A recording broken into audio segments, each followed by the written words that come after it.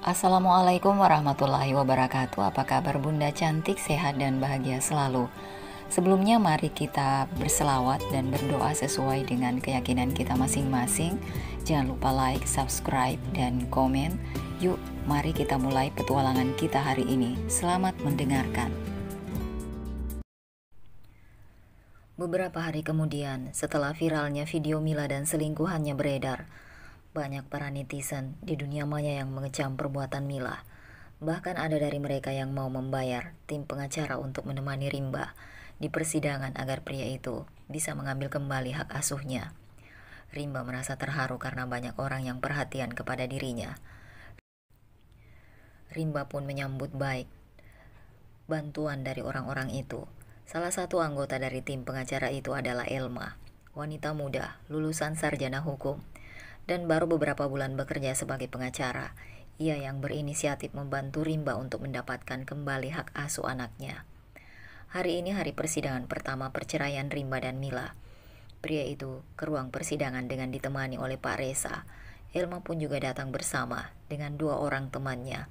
Mereka semua siap membantu Rimba di persidangan. Hakim dan jajarannya memasuki ruang sidang. Perasaan Rimba begitu tak karuan. Sidang dimulai, namun Mila juga tidak nampak batang hidungnya. Pak Resa bergabung dengan tim pengacara. Mereka membantu Rimba dalam membacakan tuntutan perceraian yang dilayangkan oleh Rimba, serta tuntutan hak asuh anak yang diperjuangkan oleh Rimba. Sidang kedua dan ketiga Mila juga tidak hadir. Mereka semua malah lega karena wanita yang sebentar lagi menjadi janda itu. Artinya proses perceraian pun akan segera diputuskan. Rimba dan tim pengacaranya berharap agar hak asuh anak jatuh ke tangan Rimba.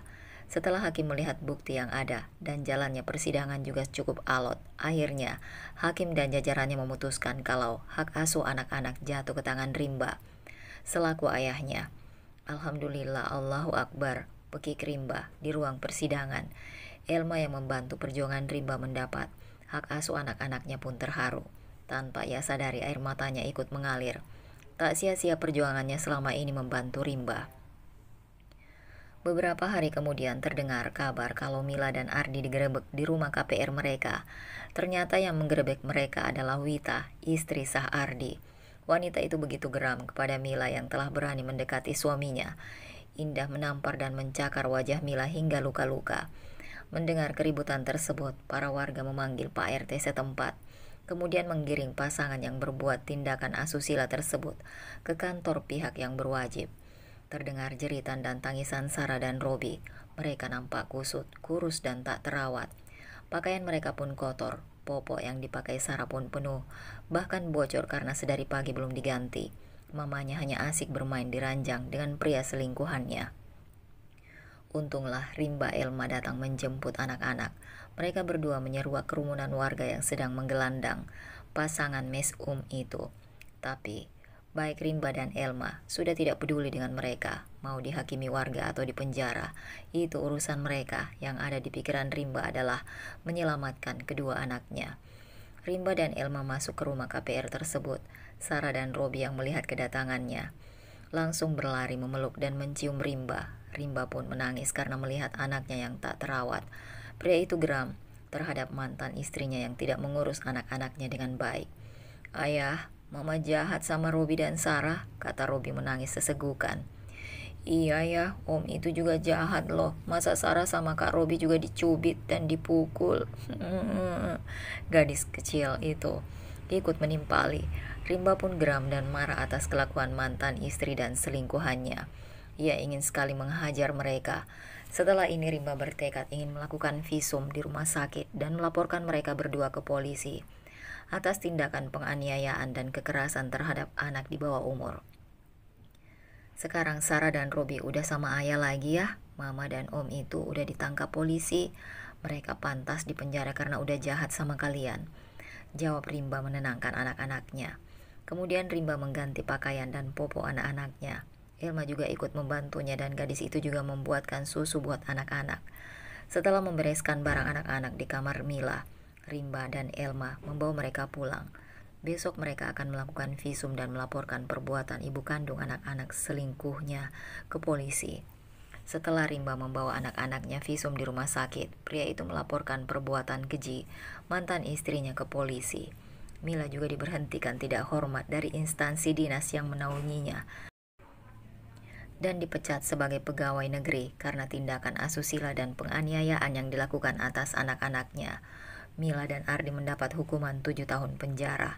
Orang tua Mila memohon kepada Rimba agar Rimba mencabut laporannya dan tidak menambah hukuman kurungan putrinya.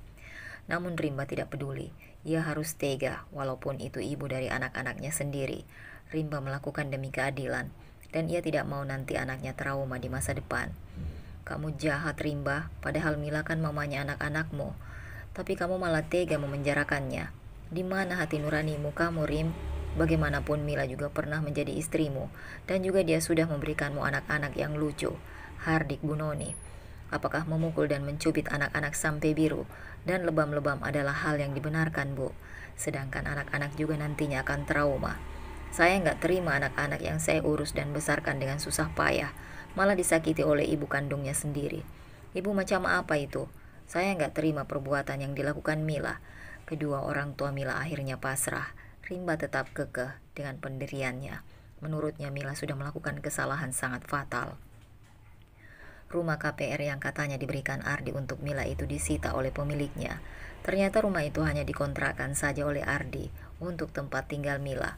Apalagi kekayaan yang dimiliki Ardi selama ini adalah hasil jeripaya istri dan mertuanya, bukan hasil kerja kerasnya sendiri. Ardi hanyalah karyawan di toko milik mertuanya. Rimba resmi keluar dari pekerjaannya. Ia membangun usaha baby shop, sebuah toko yang menjual perlengkapan bayi seperti susu formula, popok sekali pakai, pakaian bayi, mainan bayi, skincare bayi, dan masih banyak yang lainnya. Henry dipercaya menjadi karyawan yang mengelola tokonya. Pria itu pun setuju dan mengucapkan terima kasih kepada Rimba. Tidak lama setelah itu Rimba menyunting Elma sebagai istrinya. Kedua anak Rimba menyukai Elma dan bersedia kalau Elma menjadi ibu sambung mereka. Sifat Elma yang lembut dan keibuan membuat Sarah dan Robi menyukai wanita muda yang berprofesi sebagai pengacara itu. Pesta pernikahan Rimba dan Elma digelar dengan sederhana, namun sakral, yang hanya dihadiri oleh keluarga dan sahabat dekat saja. Ibu cantik banget deh hari ini. Baju pengantinnya bagus, Sarah suka, celoteh Sarah yang selalu memandangi ibu sambungnya tersebut. Elma mengenakan gaun putih dengan hijab warna senada di kepalanya. Iya, ibu cantik banget deh, jawab Robi menimpali. Alhamdulillah, makasih ya anak-anak ibu. Ibu sayang banget sama kalian, balas Elma terharu. Elma merasa senang sekali karena dirinya bisa diterima menjadi ibu sambung mereka. Elma berjanji akan mendidik dan merawat anak-anak Rimba dengan baik. Dari hasil pernikahan mereka, Rimba dan Elma dikaruniai seorang anak perempuan yang cantik. Mereka beri nama Eri. Beberapa bulan kemudian, usaha Rimba maju. Kehidupan rumah tangga mereka juga lancar dan harmonis. Seperti janjinya, Elma sangat menyayangi ketiga anaknya. Mereka hidup bahagia dan menjalani rumah tangga yang sakinah, mawaddah, warohmah. Sementara itu, Mila benar-benar menyesali apa yang ia perbuat selama ini. Wanita itu sudah berbuat durhaka kepada suami dan zolim kepada kedua anaknya. Bahkan dia tega menganiaya anaknya. Kini ia harus merasakan karma dengan mendekam di balik dinding jeruji besi. Pekerjaan sebagai abdi negara yang dulu ia banggakan, kini sudah tidak ada lagi. Dengan kasusnya ini secara otomatis, jabatannya menjadi ASN dicopot secara tidak terhormat. Selama ini ia mengira kalau dengan berselingkuh kehidupannya akan lebih baik dan mempunyai banyak uang. Ia merasa lelah bekerja seharian penuh di kantor, namun kehidupannya tidak juga mengalami perubahan, apalagi uang belanja yang diberikan Rimba tidak mencukupi selama sebulan. Rimba juga terlihat sibuk bekerja, belum lagi mengerjakan pekerjaan sampingannya, sehingga membuat Mila mencari lelaki lain untuk dijadikan pemuas nafsu dan jalan ninjanya untuk mendapatkan uang. Ya, uang yang bisa ia gunakan untuk senang-senang, seperti ke salon melakukan perawatan tubuh dan wajah, membeli skincare, pakaian model terbaru, tas, dan sepatu branded. Tak pernah sekalipun dirinya memikirkan kebutuhan anak-anaknya. Sekarang Mila merasa begitu menyesal atas dosa yang ia lakukan di masa lalu. Andai saja dirinya tidak berkhianat dan tidak meninggalkan anak-anaknya, serta mampu bersyukur dengan pemberian suaminya, maka saat ini ia masih menggunakan seragam dinas dan masih bekerja. Sayangnya hanya sebagian saja manusia yang mampu bersyukur atas pemberian Allah. Benar apa kata firman-Nya, apabila manusia mampu bersyukur maka Allah akan senantiasa memberikan nikmat-Nya. Sedangkan jika manusia kufur nikmat, maka Allah akan memberikan azab yang pedih. Kini hal itu sedang dirasakan oleh Mila. Bukan saja membuat mantan suaminya kecewa, tapi anak-anaknya juga bahkan Allah saja murka kepadanya. Ya Allah, maafkan aku. Andai saja waktu bisa diputar kembali, aku ingin memperbaiki semua kesalahanku. Aku tidak akan selingkuh dan lebih peduli terhadap anak-anakku. Mungkin sekarang aku akan bersama mereka dan mempunyai keluarga bahagia, mempunyai karir bagus, dan yang jelas, aku tidak akan terkurung dalam tempat ini. Gumam Mila lirih. Mila hanya bisa meratapi nasibnya yang harus mendekam dan menjalani hukumnya di sini. 5 tahun penjara adalah harga yang harus ditebusnya, karena sudah tega menganiaya anak-anak kandungnya sendiri. Mama dan Papa sudah janji kan mau bantu membebaskan Mila? Tanya Mila ketika kedua orang tuanya menjenguknya di ruang besuk. Sabar ya Mil, Papa dan Mama sudah berusaha melakukan yang terbaik untuk kamu. Tapi kamu tahu sendiri kan, kami belum menemukan pengacara yang cocok. Selain itu harga menyewa pengacara yang bagus juga terlalu mahal. Jujur, kalau terlalu mahal, kami berdua juga nggak sanggup. Jawab Pak Kamil yang juga sedang pusing memikirkan agar putrinya bisa bebas dari tempat pesakitan itu. Duh Papa, masa Mila disuruh sabar terus sih? Sampai kapan sih Pak? Sudah hampir 10 bulan Mila mendekam di sini. Dingin banget Pak, Ma. Mana ruangannya sempit dan dingin.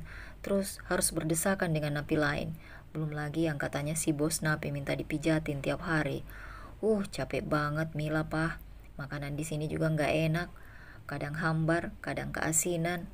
Rasanya kayak makanan sampah aja. Gerutu Mila kesal. Wanita itu melipatkan tangannya di dadanya. Wanita yang dulu selalu melakukan perawatan di salon, kini wajahnya berubah menjadi kusam, menghitam dan berjerawat. Wajahnya yang dulu dihiasi oleh skincare, bedak dan lipstik yang mahal, sekarang polos tanpa make up dan skincare. Mau gimana lagi Mil, Papa dan Mama juga sebenarnya kasihan melihat nasibmu seperti ini. Orang tua mana yang tidak sedih melihat putrinya berada di tempat ini? Tapi kamu tahu kan kalau Papa dan Mama tidak mempunyai uang sebanyak itu. Mila menangis kesal karena usaha yang dilakukan orang tuanya belum membuahkan hasil. Sudah Mah, Mila, kalian yang sabar ya. Papa juga sedih nak, karena Papa dan Mama tidak bisa berbuat apa-apa untuk kamu. Nanti malam Mama akan menemui Rimba dan membujuknya untuk mencabut laporannya. Usul Bu Noni. Wanita itu mencoba untuk tegar dengan kasus yang menimpa anaknya. Gini loh Ma, Pa, Mila tahu memang menyewa seorang pengacara handal itu memerlukan biaya mahal. Nah, gimana kalau Mama dan Papa ngambil utang di bank aja? Kan Papa juga masih punya usaha. Terus nanti kalau Mila bebas, Mila janji deh akan bantuin bayar utangnya. Mila memberikan ide. Ya juga ya Mil, kenapa kita nggak terpikir dari kemarin? Bu Noni menyambut ide Mila dengan mata yang berbinar-binar. Pak Kamil pun nampak berpikir. Memang beberapa hari ini ia ada kepikiran akan meminjam uang di bank. Tetapi ia menyadari usaha konveksinya saat ini tidak seramai dulu. Makanya ia ragu. Tapi Mil, kamu kan sudah diberhentikan dari PNS. Kalau kamu bebas, gimana mau cari kerjaan lain dengan statusmu sebagai mantan napi? Apa kamu mau bantuin usaha Papa? Pak Kamil ragu dengan Mila. Sedangkan pria tua itu mengerti kalau anaknya itu tidak pernah berminat dan membantu menjalankan usahanya. Duh, Papa ribet amat sih. Itu mah soal gampang. Yang penting Mila bisa bebas dulu. Papa dan Mama tinggal mengajukan pinjaman di bank aja. Masalah bayar kan masalah nanti. Pak Kamil dan Bu Noni saling berpandangan. Mereka sebenarnya bingung, tetapi mau tidak mau mereka melakukan usul Mila. Kedua orang tua Mila itu tidak tega juga melihat anaknya mendekam di dalam sel penjara yang dingin. Iya Mil, kamu tenang aja, Mama dan Papa akan berusaha melakukan yang terbaik untuk kamu. Kamu tunggu aja ya, sebentar lagi kami akan menyewa pengacara untukmu. Iya Ma, Mila tunggu ya, jangan lama-lama Ma, jawab Mila sambil memeluk tubuh mamanya. Kamu yang sabar, Mama yakin kalau kamu kuat menghadapi masalah ini. Tapi semangat ya Mil. Pasti Ma, makasih banyak ya. Sama-sama Mil. Bu Noni mengusap rambut anaknya. Rambut Mila yang dulu terawat, kini berubah menjadi kusam. Pak Kamil menyerahkan bungkusan makanan kepada putrinya. Sebelum mampir kemari mereka membeli nasi ayam geprek, berbagai macam kue dan cemilan. Malam hari di rumah kedua orang tua Mila, Pak Kamil dan Bu Noni tidak bisa tidur karena memikirkan nasib putrinya. "Pah, gimana? Papa setuju kan dengan usul Mila? Kita gadaikan aja sertifikat rumah atau usaha papa agar kita bisa mendapatkan pinjaman uang di bank." Mama sebenarnya nggak tega melihat Mila lama-lama di penjara. Hati mama sakit, Pak. Anak kita yang dulu cantik tapi sekarang malah berubah menjadi kurus dan gak terawat gitu. Iya, Ma. Papa juga gak tega sebenarnya. Agak ragu aja mau pinjam di bank. Balas Pak Kamil menumpahkan unek-uneknya. Ragu gimana, Pak? Papa kan juga punya usaha dan punya banyak karyawan. Emang bener, Ma. Tapi usaha Papa gak seramai dulu. Papa takut gak bisa bayar utang bank ke depannya. Aduh, Papa, ya sudah. Nanti Mama turun tangan lagi bantu usaha Papa. Kalau Mila sudah bebas dan keluar dari penjara nanti, Mama akan suruh Mila ikut bantuin usaha Papa. Bener ya, Ma? Kalau enggak kita bertiga yang bekerja keras, gimana mau maju lagi usaha kita kayak dulu? Lihat tuh usaha Rimba, makin lama makin gede aja tokonya. Dengar-dengar dia sudah punya 2 cabang baru. Iya, Pak, beres. Papa tenang aja. Percayakan semuanya kepada Mama dan Mila. Iya juga ya, Pak. Kok bisa secepat itu laris usahanya ya? Apa dia memakai pesugihan? Hus, Mama gak boleh berburuk sangka gitu dong. Belum tentu itu benar. Lagi pula kan Mama tahu sendiri kalau Rimba memang orangnya rajin dan pekerja keras. Buktinya, dia bisa membiayai kuliah Mila sampai jadi PNS tanpa memakai uang kita sepeser pun. Iya juga ya, Pak. Padahal orang tua Mila mampu membiayai kuliah anaknya, tetapi mereka berdua lepas tangan dengan alasan Mila sudah menikah. Jadi kewajiban membiayai kuliah adalah kewajiban sang suami. Meski yang menyuruh Mila untuk melanjutkan pendidikan ke jenjang yang lebih tinggi adalah mereka sendiri. Saat itu Rimba yang masih beberapa bulan bekerja, harus bekerja lebih keras agar bisa membayar uang semester dan membeli buku. Tapi kedua orang tua Mila malah acuh tak acuh. Tak berapa lama setelah lulus kuliah, Mila diterima dan lulus CPNS.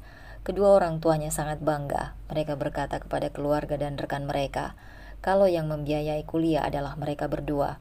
Hal itu tentu saja membuat Rimba merasa sakit hati dan tidak dihargai. Tetapi Rimba mencoba untuk tetap sabar dan bertahan demi anak-anak mereka. Akhirnya kedua orang tua Mila mau tak mau menuruti apa yang Mila mau. Mereka tidak mau anak mereka lama-lama di penjara. Oleh karena itu mereka cepat mengajukan pinjaman. Mama dan Mila nantinya harus bantuin Papa pokoknya. Jangan sampai males-malesan lagi. Ingat, usaha kita nggak seramai dulu lagi, kata Pak Kamil. Iya, Pak, Mama janji. Awas lo ya, kalau Mama bohong. Lagi pula kita meminjam uang bukanlah pinjaman yang sedikit. Kita meminjam juga buat menambah besar usaha Papa. Iya, pokoknya Mama dan Mila juga minta bagian lo, Pak, untuk kami jalan-jalan dan belanja. Mama tinggal atur aja, yang penting bisa untuk membayar pengacara untuk membebaskan Mila. Beres deh, Pak. Akhirnya kedua orang tua Mila itu jadi meminjam uang di bank. Nominal yang mereka pinjam juga sangat besar. Awalnya Pak Kamil hanya ingin meminjam 100 juta, tapi Bu Noni mendesak agar suaminya meminjam sebanyak 200 juta karena ia ingin menikmati uang hasil pinjaman tersebut untuk bersenang-senang dan berfoya-foya. Ya iyalah, aku juga pengen menikmati uang pinjaman itu. Enak aja dipakai untuk bayar pengacara doang. Toh nantinya aku juga yang bayar kan. Aku juga pengen jalan-jalan dan punya barang branded yang mewah, kata Bu Noni membatin. Urusan administrasi meminjam uang di bank dalam waktu 3 hari sudah selesai. Tentu saja Bu Noni sangat senang dan uang masuk di rekening pribadinya sebanyak 200 juta rupiah. Seumur-umur dia belum pernah mempunyai uang sebanyak itu. Rekeningnya pun otomatis menjadi gendut. Papa minta Mama jangan boros, harus dikelola dengan baik uang itu. Jangan lupa disimpan sebagian untuk jaga-jaga kalau omset usaha kita menurun. Jadi nanti kita nggak kelimpungan mencari tambahan dana lagi. Nggak perlu cari sana-sini untuk menambah suntikan dana modal, kata Pak Kamil. Iya, Pak. Sudahlah, Pak. Percayakan saja semuanya kepada Mama. Nggak usah cerewet gitu, Pak. Mama bisa mengatur kok. Ini semua yang terbaik buat keluarga kita, sahut Bu Noni. Oke, Ma, oke. Papa sengaja menjadi cerewet begini. Papa takut aja kalau Mama malah bablas menggunakan uang tersebut. Ingat, Ma, itu uang pinjaman, bukan uang kita sendiri. Andaikan itu uang kita, Papa nggak akan secerewet ini. Mama harus hati-hati menggunakan uang pinjaman ini. Jangan main-main untuk digunakan hal yang nggak penting. Siap papa sayang. Bu Noni pun mencium pipi suaminya dengan mesra. Setelah itu, ia pergi ke butik berbelanja membeli baju, sepatu dan tas branded. Ia merasa sangat senang sekali. Wanita parubaya itu memang ikut grup arisan sosialita. Dia merasa malu apabila memakai baju dan tas itu saja di hadapan kawan-kawannya yang lain. Kemudian Bu Noni mampir ke salon kecantikan yang mahal dan terkenal di kotanya. Ia ingin melakukan perawatan full body, mulai dari wajah, rambut, dan badan. Ia juga ingin terlihat awet muda. Bu Noni dan Pak Kamil mendatangi kantor pengacara terkenal di kota mereka. Mereka sungguh tidak menyangka kalau pengacara itu meminta honor 100 juta sekalian untuk membayar denda pihak kepolisian. Karena menurut pengacara itu, kasus yang Mila hadapi ini sungguh berat dan membutuhkan biaya mahal. Apalagi ini kasus kekerasan terhadap anak-anak. 100 juta pak, apa nggak bisa kurang? Tawar Pak Kamil kepada Pak Yudi, si pengacara terkenal itu. Itu baru harga utama saja pak, belum lagi urusan administrasi yang lainnya. Yang jelas biayanya bisa menembus di angka 150 juta rupiah loh pak, jawab Pak Yudi yang malah terkekeh. Ia paham kalau calon kliennya ini belum mengerti benar tentang seluk-beluk dunia avokat. Fantastis sekali ternyata harganya ya pak. Saya mengira 100 juta saja sudah mentok harganya, ternyata malah lebih. Ya, karena kasus yang dihadapi putri Anda lumayan berat, tapi saya pastikan dalam sidang berikutnya, Mila bisa segera bebas, asal Anda berdua bisa menyanggupi nominal yang saya sebutkan tadi. Pak, gimana dong ini? Tanya Bu Noni lirih. Ya nggak gimana-gimana dong mah, kan niat kita memang meminjam uang di bank untuk membebaskan putri kita. Ya sudah, nggak usah sayang uang, yang penting putri kesayangan kita bisa secepatnya bebas, balas Pak Kamil. Iya Dipa, bener kata papa, kasihan Mila kalau kelamaan di penjara. Sementara itu, semuanya udah siap kan? Tanya Elma, menatap Robi dan juga Sarah yang tengah berlarian ke arah mereka. Kita udah selesai bu, balas Robi terlihat begitu antusias. Ibu belum selesai ya, aku mau bantu ibu aja, timpal Sarah bersimpuh di dekat Elma, bersiap membantu ibu sambungnya itu memasukkan beberapa cemilan ke dalam keranjang besar. Tidak perlu, ini biar ibu saja yang beresin, kamu sama Robi samperin ayah di depan ya, pinta Elma dengan tutur kata yang lembut dan penuh perasaan. Ibu nggak capek? Tanya Sarah polos. Aku bisa bantu ibu kok. Pergerakan tangan Elma terhenti. Ia tampak menggeser tubuhnya hingga berhadapan langsung dengan Sarma. Tangannya terulur membingkai pipi cabai milik Sarah. Anak ibu baik sekali, ujar Elma, merasa gemas sendiri. Tapi ibu bisa sendiri, kamu lebih baik samperin ayah aja ya. Sekalipun tampak sangat keberatan, namun Sarah tetap menganggukkan kepalanya setuju, lantas mulai bangkit dari duduknya. Aku sama Robi samperin ayah dulu ya bu. Iya sayang. Dada ibu, keduanya tampak saling bergandengan. Elma terkekeh pelan sembari menggelengkan kepalanya berkali-kali. Entah mengapa Elma memiliki perasaan bahagia sendiri melihat anak-anak rimba. Mereka begitu baik dan menggemaskan. Tangan Elma kembali bergerak dengan telaten, memasukkan cemilan untuk anak-anak ke dalam keranjang. Masih belum selesai? Tanya Rimba tiba-tiba saja datang menghampiri. Sini, biar mas bantu. Gak usah mas, ini sudah hampir selesai kok. Sudah? Tanya Rimba kembali memastikan. Aku bawa ke depan ya? Iya mas, aku mau ambil topi anak-anak dulu, takutnya mereka kepanasan nanti. Rimba tersenyum. Iya baik. Ayah, pekik Sarah berlarian ke arah Rimba, memeluk ayahnya dengan begitu erat. Menyadari itu Rimba tertawa. Kalian senang ya? Iya ayah, kata ibu kita bakal main sepuasnya hari ini, balas Robi. Ibu gak mungkin bohong. Kesal Sarah menatap Robi dengan raut wajah yang begitu menggemaskan. Yeay, pekik mereka bersamaan. Anak-anak ibu udah siap. Elma tiba-tiba saja datang dengan senyuman hangat. Mereka semua menoleh menatap Elma dengan raut wajah sumringah. Ibu, pekik Sarah dan Robi kali ini berlarian memeluk ibu sambungnya itu. Setelah beberapa menit berlalu, akhirnya mereka sampai di tempat piknik pilihan Elma. Atas persetujuan bersama, mereka semua tampak sangat senang, mengingat akan bermain sepuasnya. Rimba tampak berjalan sembari menenteng keranjang piknik mereka. Mereka senang banget mas, mungkin karena kita bisa menghabiskan waktu bersama, balas Rimba. Iya mas, Elma dan juga Rimba terlihat begitu kompak.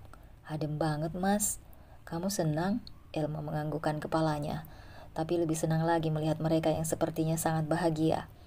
Rimba hendak menjawab, namun Elma sudah kembali membuka suara. Mas, temenin mereka aja, biar aku yang keluarin semua cemilannya dari dalam keranjang. Mas, bisa bantu kamu? Tidak perlu, Mas. Mereka akan jauh lebih senang jika Mas ada bersama mereka. Tapi, tidak masalah, Mas. Aku bisa sendiri kok. Sementara itu Mila, akhirnya hakim mengabulkan permintaan pengacara Mila. Ya, akhirnya Mila bebas. Namun bebas bersyarat. Ia tetap dikenakan syarat wajib lapor setiap seminggu sekali. Putusan hakim tersebut membuat pengacara Rimba kecewa. Kenapa harus ada seorang hakim yang bisa disuap? Di sisi lain, Pak Yudi dan timnya bersorak gembira karena kliennya bisa bebas. Artinya pria itu bisa meminta bonus lebih kepada orang tua Mila. Kedua orang tua Mila yang juga hadir di persidangan putrinya akhirnya bisa bernapas lega. Mila dan kedua orang tuanya saling berpelukan dan bersyukur bisa bebas. Setelah persidangan selesai, Mila dengan dibantu mamanya membereskan pakaian dan barang-barang miliknya yang ada di sel tahanan. Mila mengucapkan salam perpisahan dengan teman-temannya sesama napi. Kemudian Mila dan kedua orang tuanya pergi meninggalkan lembaga pemasyarakatan. Mobil yang dikendarai Pak Kamil melaju menuju rumah mereka. Rumah yang selama ini dirindukan oleh Mila. Wanita itu merindukan kamar tidurnya dan masakan mamanya. Sementara itu Rimba baru selesai melakukan pembukuan di tokonya. Tiba-tiba ponselnya berdering, rupanya dari pengacaranya. Apa? Mila bebas? Tanya Rimba yang terkejut bukan main mendengar bahwa mantan istrinya itu bisa bebas. Iya Pak Rimba, soalnya Bu Mila rupanya memakai jasa pengacara kondang agar bisa bebas secepatnya. Yang pastinya mereka main uang juga Pak, jawab Pak Resa, pengacara Rimba yang membantu kasus perceraiannya dengan Mila. Pria itu pun lesu sekaligus merasa bersalah karena tidak bisa membantu kliennya dengan maksimal. Astagfirullah, memang begitu sih Pak. Orang tuanya Mila rupanya sudah melakukan segala macam cara agar putrinya bisa bebas. Sepertinya begitu Pak, maafkan saya Pak, kita tidak bisa memenangkan kasus ini. Iya Pak, tidak apa-apa, lagi pula saya kan sudah bercerai dengan Mila dan menikah lagi. Dia sekarang sudah bukan urusan saya lagi, jadi tidak usah terlalu dipikirkan Pak. Nanti sisa honor Bapak akan segera saya transfer dan lunasi. Tidak usah Pak Rimba, saya sudah gagal dan tidak bisa memuaskan klien saya. Jangan bilang begitu, bagaimanapun saya menghargai jerih payah dan pengorbanan yang Bapak lakukan demi menyelesaikan kasus yang saya hadapi. Saya tidak mau memakan hak orang lain. Setetes keringat orang yang telah berjasa membantu saya akan saya bayar. Tapi Pak, sudahlah Pak Resa, tidak ada tapi-tapian. Pokoknya Bapak tenang saja. Setelah ini saya akan transfer sisa honor Bapak. Masya Allah, makasih banyak ya Pak. Semoga Bapak sekeluarga panjang umur, sehat selalu dan ditambahkan rezekinya oleh Allah. Amin ya Allah, makasih banyak doanya ya Pak. Doa yang sama untuk Bapak sekeluarga. Pip, telepon pun dimatikan oleh Rimba. Pria itu segera duduk di belakang meja kasir.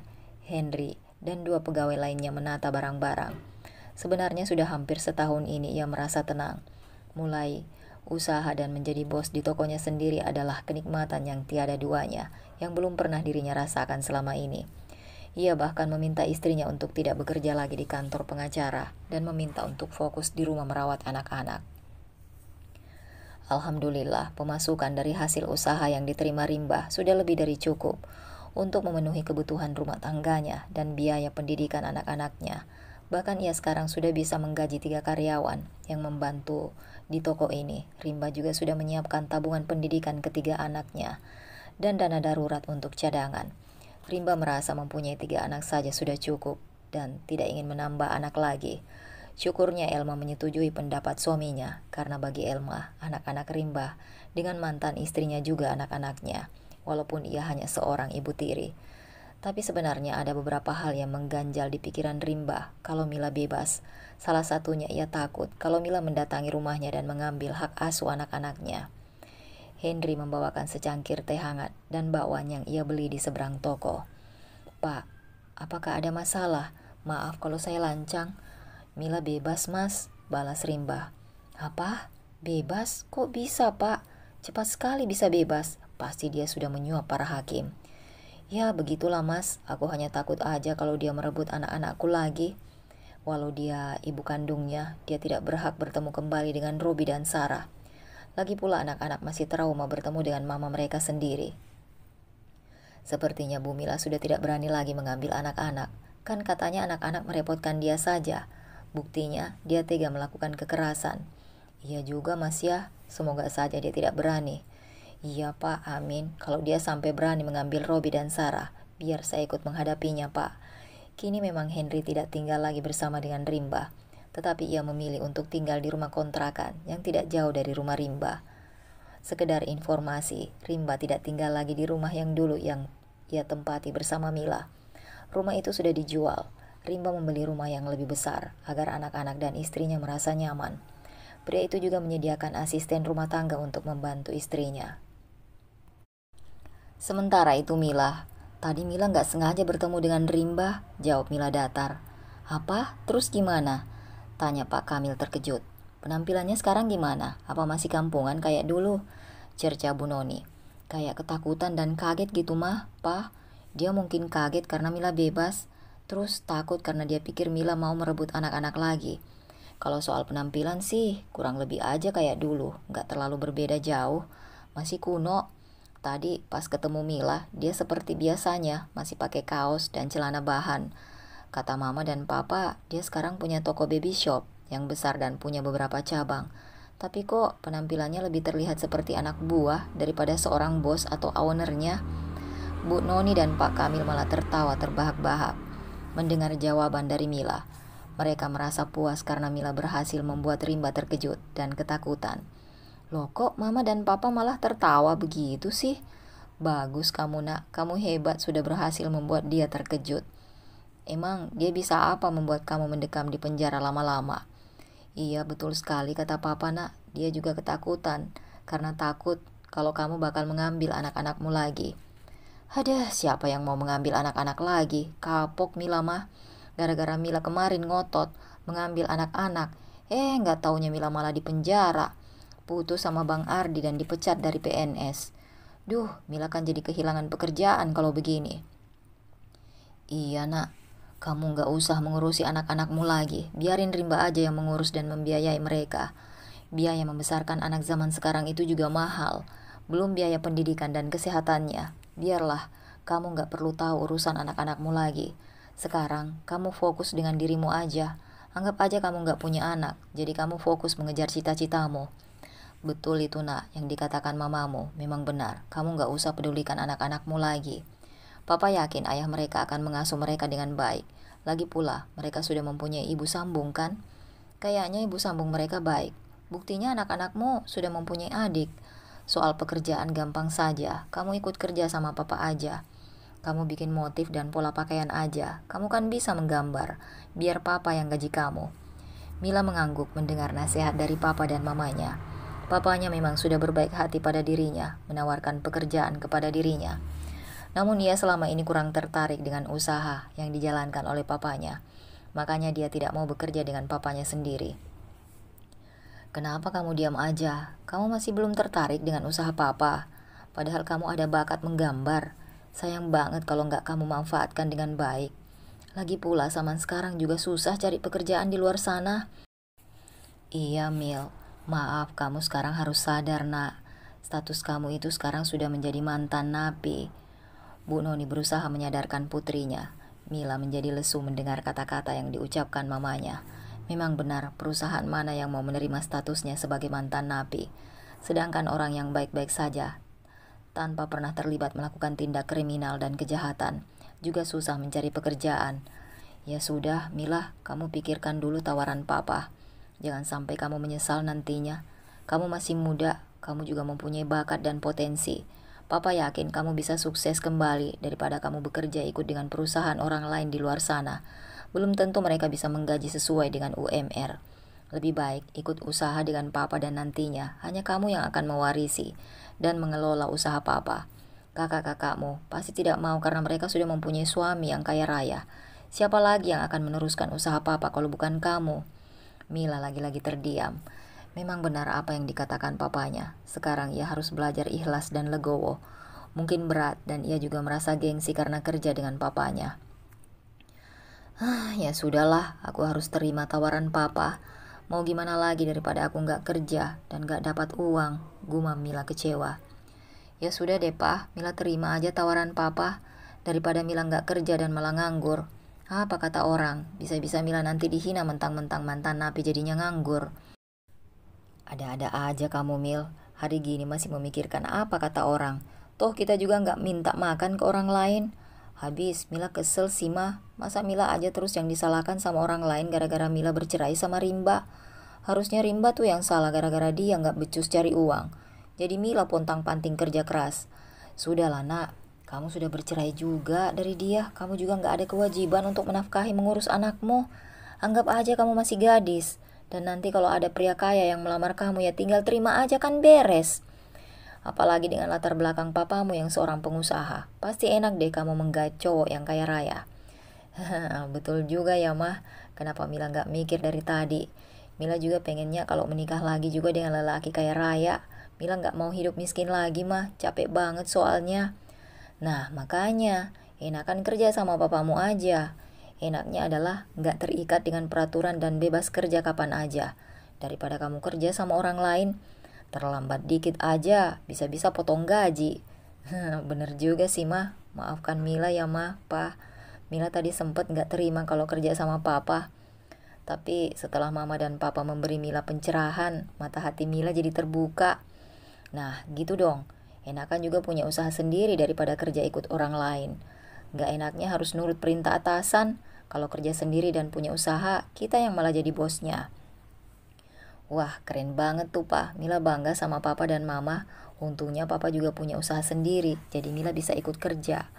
Oke, putri cantiknya Mama dan Papa pokoknya harus tersenyum kembali dan gak boleh bersedih. Bu Noni yang gemas mengacak-acak rambut Mila.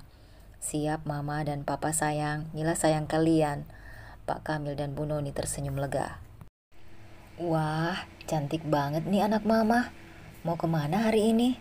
Celutuk Bu Noni yang melihat putrinya berdandan dengan mengenakan make up tipis dan rambut lurusnya dikucir kuda. Iya nih mah, makasih. Mila mau nyalon dan ngopi cantik di kafe. Kulit Mila bulukan gini, mana kusam dan dekil.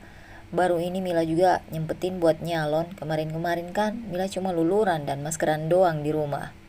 Jawab Mila dengan senang hati. Iya sayang, Mama dan Papa pasti izinkan kamu. Kamu bebas melakukan perawatan diri sesuka kamu. Kamu sudah bebas. Bebas menentukan apa yang kamu mau. Yes, makasih ya Ma. Mama dan Papa adalah orang tua terbaik yang pernah Mila punya. Iya sayang, Mama dan Papa akan melakukan yang terbaik buat kamu. Setelah itu Mila ikut sarapan pagi bersama mereka. Dan Mila begitu menikmati kebersamaan ini. Seolah ia tidak mau kejadian dirinya di penjara terulang kembali. Ia kemudian pergi ke salon terlebih dahulu. Ia ingin melakukan perawatan seperti pijat, lulur, dan kerimbat. Wanita itu merasa sudah lama sekali ia tidak melakukan perawatan tubuh. Sesudah melakukannya, Mila pun pergi ke sebuah kedai kopi. Di kedai tersebut selain menjual kopi juga ada aneka cemilan seperti cireng, sosis goreng, nugget, dimsum lumpia, dan masih banyak yang lainnya. Seperti biasa, Mila memesan kopi hazelnut kesukaannya dengan cemilan dimsum ayam. Boleh saya temani? Celutuk seorang pemuda menghampiri Mila yang hanya duduk seorang diri.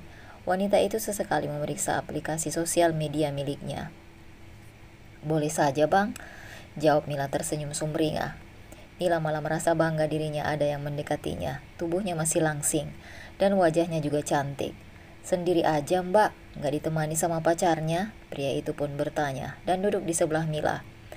Enggak bang, saya sendiri aja kemari. Maklum, saya gak punya pacar alias jomblo loh. Pasti abang gak percaya. Ah, masa wanita secantik mbaknya gak punya pacar? Saya gak percaya. Tuh kan dibilangin pasti abang juga gak percaya. Beneran deh, swear. Saya gak punya pacar. Ngapain juga saya bohong? Dan ngapain juga saya ke kafe ini seorang diri? Oh gitu ya, baiklah kalau begitu saya percaya aja kamu gak punya pacar. Makanya abang harus percaya sama saya, mana mungkin saya bohong. Mila juga bersikap semakin genit saja. Baiklah Nona manis, oh ya, kita dari tadi asik ngobrol tapi kita belum berkenalan. Kata orang sih, tak kenal maka tak sayang. Ah, abang bisa aja, kenalkan namaku Mila bang. Pria itu agak kaget ketika mendengar Mila menyebutkan namanya, tetapi dengan cepat ia menguasai dirinya. Nama yang cantik, secantik orangnya, pria itu memang kalau sudah bertemu dengan wanita cantik, pasti selalu melancarkan rayuan maut. Padahal aslinya, dia sepertinya pendiam. Padahal di luar sana memang tidak banyak yang mengenal sosok asli dirinya. Makasih bang, banyak yang bilang gitu kok. Nama abang siapa? Mila begitu senang, dirinya dipuji oleh seorang pria. Panggil aja aku Henry. Pria itu mengajak Mila bersalaman. Mereka berdua saling melemparkan senyum termanis satu sama lain. Henry tersenyum menyeringai. Ia tak menyangka bakal bertemu dengan Mila. Hatinya begitu gugup sekaligus deg-degan ketika menatap wajah Mila yang cantik. Tubuh Mila pun langsing seperti gadis saja. Apa benar wanita yang berada di depanku ini adalah mantan istrinya Pak Rimba? Apa benar dia sejahat itu pada Pak Rimba dan anak-anaknya? Padahal Mila ini wanita yang cantik dan seksi. Bodoh sekali ternyata Pak Rimba menceraikannya dan tega memasukkannya ke dalam jeruji besi. Dasar nggak tahu diri, sedangkan istrinya yang sekarang malah lebih jelek daripada Mila, kata Henry dalam hati. Pria muda itu memang sedang terpesona oleh kecantikan Mila. Mas kok melamun sih? Lagi mikirin apa emang? Tanya Mila yang heran karena melihat Henry yang tertegun melihat Mila. Enggak apa-apa. Kerja di baby shop nggak jauh dari sini. Henry keceplosan. Maksudnya baby shop yang dekat pertigaan itu ya mas? Iya mbak, bener banget. Mila menghela napasnya panjang. Tidak ia sangka dirinya malah bertemu dengan karyawan mantan suaminya itu. Sedangkan Henry juga tanpa sadar sudah mengatakan kepada Mila tempat di mana ia bekerja. Ya nggak apa-apa sih, kerja apa aja, yang penting halal dan berkah mas. Tahu aja kan kalau zaman sekarang cari kerjaan itu susah.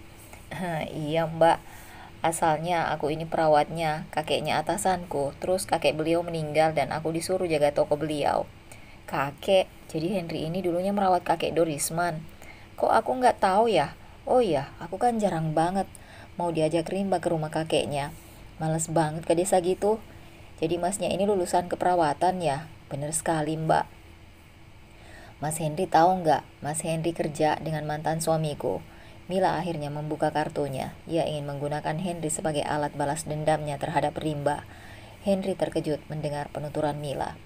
Padahal Mbak Mila cantik, seksi dan langsing loh. Kok tega ya Pak Rimba menceraikan dan meninggalkan Mbak Mila? Mila tersenyum simpul. Yes, si Henry akhirnya masuk dalam perangkatku. Ini artinya kesempatanku untuk merayunya dan yang pastinya ada uang sebagai pelicin. Mila memasang wajah sedih. Iya, mau gimana lagi mas, dia lebih memilih perempuan yang sekarang menjadi istrinya. Aku dianggap gak mampu mengurus anak-anak, padahal aku dulu kan kerja demi mencukupi kebutuhan kami. Kalau hanya mengandalkan gaji dia yang gak seberapa itu mana cukup mas. Mau tak mau aku harus bekerja. Harusnya dia mengerti keadaanku, namun dia marah-marah terus. Gak terima denganku, balas Mila. Ya Allah yang bener Mbak Mila, tega banget sih Pak Rimba. Iya mas, sedih banget rasanya terpisah dari anak-anak, tapi mau gimana lagi. Sekarang aku udah gak kerja lagi, papaku menyuruhku untuk meneruskan usahanya. Mila menutupi dirinya yang dipecat dari ASN dan pernah menjadi narapidana. Ya Allah, aku masih gak menyangka ternyata sedih banget cerita yang dialami Mbak Mila. Makanya kan kata orang, kita jangan sampai mendengar cerita dari salah satu sisi saja kan. Kita harus mendengarkan cerita dari kedua belah pihak. Nah makanya mas, aku setuju dengan kata-katamu. Memang benar begitu. Jangan sampai kita hanya mendengarkan cerita dari salah satu pihak. Mila masih saja mencoba mempengaruhi Henry agar takluk kepadanya. Henry pun menganggukkan kepalanya. Tenang aja Mbak Mila, aku paling gak bisa dan gak tega mendengar seorang wanita disakiti oleh seorang pria. Cemen itu namanya, beraninya hanya kepada wanita, mau enaknya sendiri. Makanya mas, jujur sebenarnya aku masih marah kepada mantan suamiku itu. Tapi mau gimana lagi, Mbak Mila gak usah khawatir, biar aku yang nanti akan membalaskan dendam Mbak Mila. Ih jangan mas, nanti mas Henry yang bakalan kena masalah. Nggak apa-apa, udah biasa aku mbak. Aku cuma nggak tega aja sama Mbak Mila yang disakiti. Ini nggak adil namanya. Mbak Mila tahu nggak, beberapa bulan yang lalu Pak Rimba mendapatkan warisan dari almarhum kakeknya. Makanya dia sekarang bisa jadi kaya raya dan membangun usaha sebesar ini. Kalau nggak karena warisan, nggak mungkin dia bisa sekaya ini. Karena asalnya Pak Rimba kan hanya pegawai biasa. Mila terbelalak dan terkejut bukan main mendengar penuturan dari Henry. Oh ya? Kurang ajar betul dia. Dapat warisan dari kakeknya tapi nggak ada bagi-bagi sama aku. Aku kan mantan istrinya.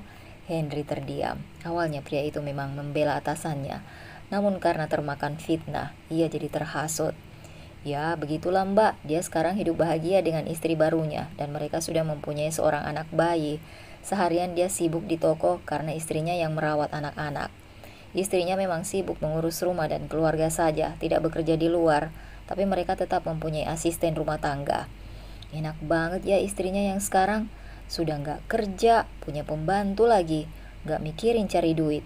Beda banget pas aku dulu, mana aku udah cari duit, urus anak, dan urus rumah. Mana nggak ada pembantu lagi, dimanjakan banget sih istrinya. Paling juga asalnya emang anak manja juga dan sudah biasa dimanjakan dengan orang tuanya. Ya, mungkin aja begitu, Mbak. Nah, makanya aku pengen kamu membalas dendamku padanya. Tenang aja, Mbak. Mbak serahkan padaku. Bagus kalau begitu. Aku nanti akan memberikan sejumlah uang sama kamu. Kamu juga ada tugas tambahan. Apa itu, Mbak? Kamu harus nemenin aku di luar jam kerja kamu. Oh alah, beres Mbak kalau gitu. Bagus, sekarang tugasmu adalah menghancurkan hidup dan usaha Rimba. Sementara itu Rimba benar-benar tidak habis pikir dengan Henry. Ia sudah menelpon anak buahnya itu, namun tidak kunjung jua. Teleponnya diangkat. Dua karyawannya yang lain menikmati cemilan, tetapi tidak dengan dirinya. Pria itu terus saja teringat akan anak buahnya itu. Firasatnya pun mengatakan kalau ada sesuatu yang tidak beres dari Henry. Maaf Pak, saya cuma memberikan saran saja. Sebaiknya kita temui saja langsung Mas Henry di rumahnya. Siapa tahu dia sakit atau terjadi sesuatu dengannya, jadi dia nggak bisa masuk kerja. Iya Pak, tumben banget dia nggak bisa dihubungi. Biasanya juga kalau sakit atau izin, dia kan selalu menghubungi Bapak. Iya, kalian benar. Sekarang aku akan ke rumahnya. Siapa tahu terjadi sesuatu dengannya. Kalian mau kan jaga toko sampai sore? Ini aku serahkan kunci pada Rosi. Besok kamu yang datang duluan ya. Kalau misal aku datang kesiangan, siapa akan kami laksanakan. Oke, kalau begitu aku mau ke rumah Henry. Baik Pak, akhirnya Rimba melajukan mobilnya ke rumah Henry. Pria itu tiba di rumah Henry, suasana rumahnya begitu sepi. Jendelanya pun ditutup dengan gorden. Rimba mencoba mengetuk. Pergi kemana kira-kira si Henry? Rumahnya sepi sekali.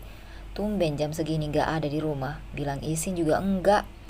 Wajar saja Rimba merasa kesal karena karyawannya itu pergi tanpa izin. Padahal barang yang datang sebanyak. Sedang banyak-banyaknya di toko. Belum lagi, mereka juga harus melayani konsumen yang datang silih berganti. Karena tidak ada orang di rumah Henry, Rimba pun memutuskan untuk pulang saja ke rumahnya. Namun ketika ia berbalik arah, tak sengaja kakinya tersandung sebuah sandal hak tinggi berwarna hitam. Loh, ini kan sandal wanita.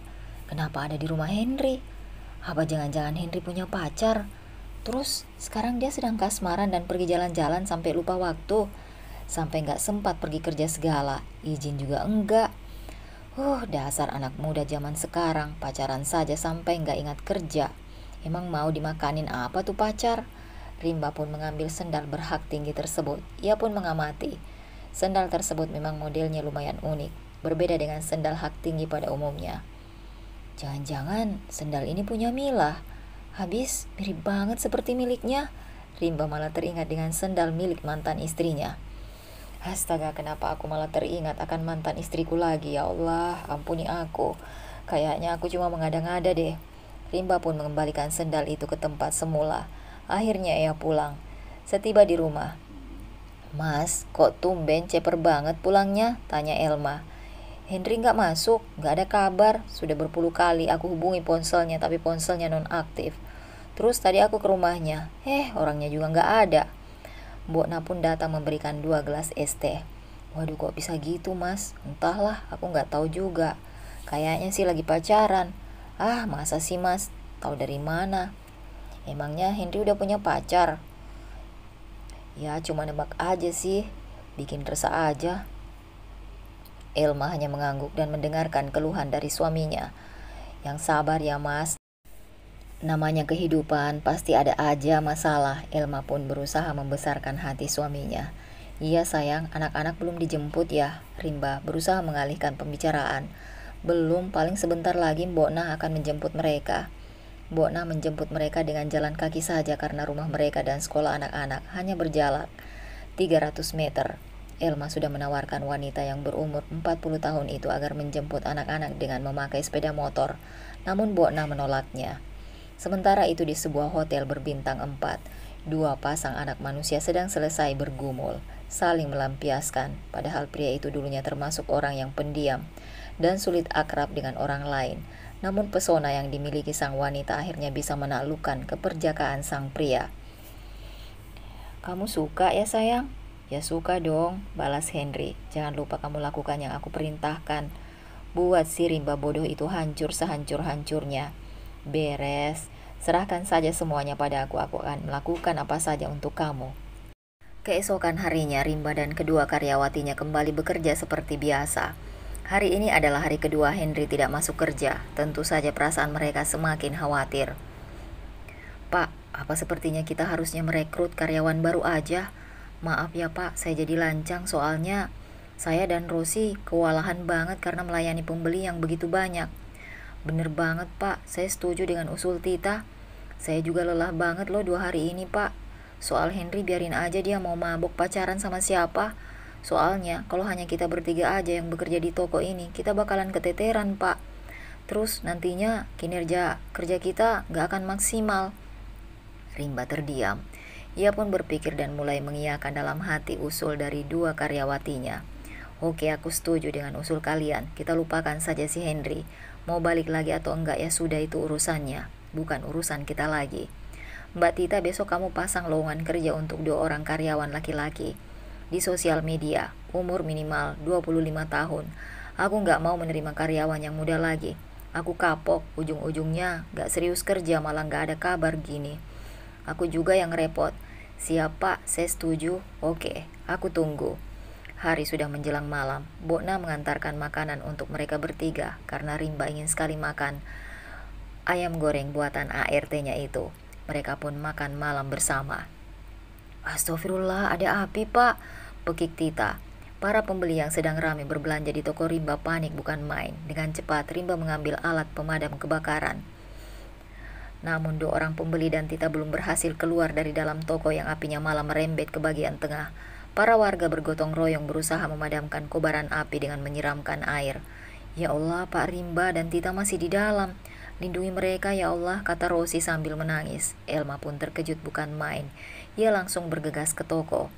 Pantesan Eri dari tadi rewel terus. Ya Allah, lindungi dan jaga Mas Rimba beserta 2 karyawatinya, kata Elma merapal doa. Sementara itu Rimba dan Tita dan 2 pembeli yang berjenis kelamin wanita itu merasakan nafasnya semakin sesak. Rimba meminta mereka untuk tetap tenang dan jangan panik. Ya Allah Tita, teriak Rimba sambil terbatuk-batuk. Sebagian bajunya terbakar dan kulit punggungnya sedikit terbakar. Bersamaan dengan keluarnya Rimba dari dalam toko, datanglah pemadam kebakaran. Para petugas itu berbondong-bondong memadamkan kobaran api. Sudah Pak, biar petugas kami aja yang masuk dan menyelamatkan karyawan Anda. Anda tunggu di sini saja. Elma datang bersamaan dengan mobil ambulans. Elma pun memeluk Rimba dengan erat dan mencium suaminya. Tangis bahagia pun mengalir dari pipi putihnya. Tak henti-hentinya ia memanjatkan syukur. Mas, ayo cepat, kita ke dalam ambulans. Kita harus cepat mengobati luka bakar kamu. Aku gak mau sampai terjadi apa-apa. Iya sayang, tapi nanti dulu ya, aku harus memastikan keadaan Tita dulu. Baik mas, mudah-mudahan Tita dalam keadaan baik-baik. Amin ya Allah. 10 menit kemudian, petugas pemadam kebakaran berhasil memadamkan api yang berkobar. Namun ada berita sedih, ditemukan 2 jenazah di dalam toko dengan luka bakar. Hampir 70% dan 2 jenazah itu dibungkus dan dibawa menuju ambulans. Rimba yang begitu khawatir langsung berlari ke dalam ambulan untuk memastikan salah satu jenazah tersebut bukanlah Tita. Tapi ketika salah satu pembungkus jenazah dibuka, Rimba terkejut bukan main. Kalau itu adalah jenazah Tita. Astagfirullah Tita, innalillahi wa inna ilaihi roji'un. Ya Allah Tita, kata Rosi yang tidak percaya kalau sahabatnya telah tiada. Ia pun menangis meraung-raung, tidak menyangka kalau sahabatnya akan menjadi korban dalam peristiwa mengenaskan ini. Toko rimba terbakar hampir 70%, kerugian hampir 100 juta. Sebagian barang-barang berhasil dikeluarkan oleh warga. Rosi mengurus barang-barang tersebut bersama dengan pihak kepolisian yang akan menyelidiki penyebab kebakaran yang terjadi di baby shop milik rimba tersebut. Sebagian tabungan warisan almarhum kakek rimba berada di rekening milik Elma. Ia juga mempunyai tabungan yang lumayan banyak. Diam-diam Elma berencana untuk membangun kembali toko rimba yang telah terbakar tersebut dan menyetok kembali barang-barang yang akan dijual. Ya Allah, kuatkan kami dalam menghadapi cobaan ini. Dalam lubuk hatinya yang terdalam, ia juga bersedih dengan kejadian terbakarnya toko milik suaminya. Namun ia sadar bahwa kejadian ini adalah takdir sang ilahi. Elma bukanlah wanita yang mudah menyerah. Ia ingin membangun kembali usaha milik suaminya. Tadi malam ia sudah menyerahkan kepada pihak yang berwajib untuk menangani kasus kebakaran yang menimpa toko suaminya. Dugaan sementara ada orang yang menyiram bahan bakar ke toko rimba dengan ditemukannya 2 buah jerigen minyak tanah. Sementara itu Henry dan Mila bersorak gembira karena mendengar rencana yang mereka susun berhasil. Toko rimba terbakar adalah rencana mereka. Henry menyuruh 2 orang pria untuk menyiramkan minyak tanah dan membakar toko rimba. Namun pesta yang mereka buat tidaklah bertahan lama. 2 orang polisi menggerebek mereka yang sedang bersenang-senang di hotel. Pas kali ketika mereka sedang minum minuman keras. Apa aku kok bisa ditangkap lagi? Pekik Mila yang tidak terima kalau dirinya harus mendekam lagi di bui. Anda berdua ditangkap karena otak dari pembakaran toko milik Pak Rimba. Hah? Kata siapa? Mila tidak percaya kalau rencananya akan ketahuan. 2 orang pria suruhan Anda telah kami tangkap dan mereka mengaku suruhan Anda. Kami juga telah menemukan 2 buah jerigen minyak tanah yang dibuang tidak jauh dari lokasi kejadian. Mata Mila terbelalak, ia pun memberontak ketika petugas membawanya. Henry hanya pasrah. Sepandai-pandainya menutupi bangkai, maka akan ketahuan juga. Orang tua Mila terkejut bukan main ketika mendengar putrinya ditangkap polisi lagi untuk yang kedua kalinya. Mereka menyangka Mila akan tobat dari kejahatannya. Tapi ternyata Mila hanya tobat sambal. Mereka begitu terpukul dengan perbuatan yang dilakukan Mila. Mereka berharap Mila akan meneruskan usaha mereka. Namun harapan hanya sekedar harapan yang menjadi angan kosong semata. 2 hari dirawat di rumah sakit, akhirnya kondisi Rimba semakin membaik.